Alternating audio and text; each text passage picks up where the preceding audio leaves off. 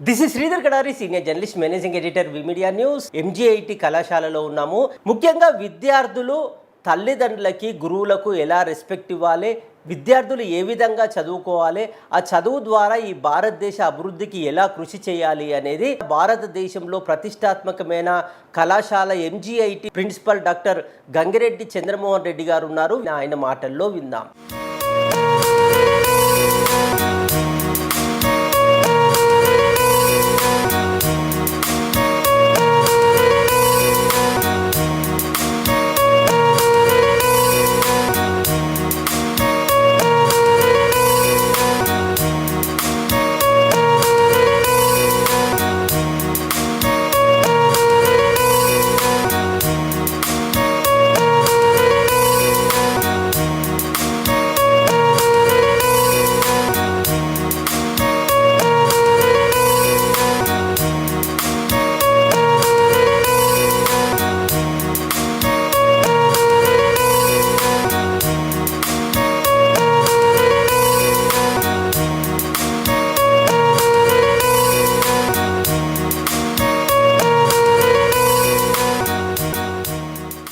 ముఖ్యంగా విద్యార్థులు తల్లిదండ్రుల మాట వింటూ నేర్చుకోవాలి. మేము ఎంత చదువుకుంటున్నా కానీ ఆ రోజుల్లో మాకు తల్లిదండ్రులు ఏదైనా పని చెప్తే కాదనకుండా చేసేవాళ్ళం. చదువుకుంటున్నప్పుడు పుస్తకాన్ని అక్కడ పెట్టి వెళ్ళి ఎలాంటి పని అని, ఎందుకంటే వాళ్ళు చాలా కష్టపడుతుండేవాళ్ళు.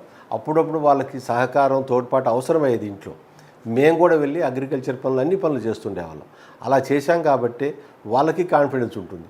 అలాగే ఎదిగే పిల్లలు ఇంట్లో ఎప్పుడు కూడా తల్లిదండ్రులకి తమ వంతు సహకారాన్ని అన్ని విషయాల్లో కూడా అందించాలి. ఎందుకంటే వాళ్ళు కూడా ఉద్యోగరీత్యా డబ్బులు సంపాదించాలనే దాంట్లో కష్టపడి ఉంటారు. ఒకటి. రెండోది, వీళ్ళు సక్రమమైన మార్గంలో పెట్టుకోవాలి. కష్టపడటం అనేది కంపల్సరీగా నేర్చుకోవాలి. ఎంత గ్యాడ్జెట్స్ ఎన్ని ఉన్నాయి కానీ gadgets will not solve the problem. You have to work అనేది నేను అందరికీ చెప్పాలనుకుంటున్నాను. అదేవిధంగా తల్లిదండ్రులు కూడా పిల్లల్ని గారాబం చేయకూడదు. వాళ్ళేంటో వాళ్ళు తెలుసుకునేటట్టుగా వీళ్ళు ఎవాల్వ్ కావాలి. పిల్లల్ని you should put them to know who they are, what they are, how they should come up in life. అది చేయాలి. అదేవిధంగా సరే టూ మచ్ ప్యాంపరింగ్ చేయటము, తర్వాత ఇప్పుడు ఇంటర్మీడియట్ చదివేటప్పుడు ఆల్రెడీ కార్పొరేట్ కాలేజెస్లో ఇంటర్మీడియట్ అంతా కూడా కార్పొరేట్ కాలేజెస్ మయమైపోయింది. వీళ్ళని తీసుకెళ్ళి మార్నింగ్ మధ్యాహ్నం దించుతారండి. అలాంటి పిల్లల్ని తీసుకొచ్చి ఇంజనీరింగ్లో జాయిన్ అయిన తర్వాత అసలుకే పట్టించుకోరు. అక్కడంతా రాట్ లెర్నింగ్, అంతా బట్టి నేర్పించే విధానం, ఆ విధానం అసలు ఇంజనీరింగ్కి అసలు పనికిరాదు. ఇంజనీరింగ్లో ఎంతసేపు అనే సృజనాత్మక శక్తితోని సొంతంగా ఆలోచించి చాలా సొంత ఆలోచనలు చేయాలి.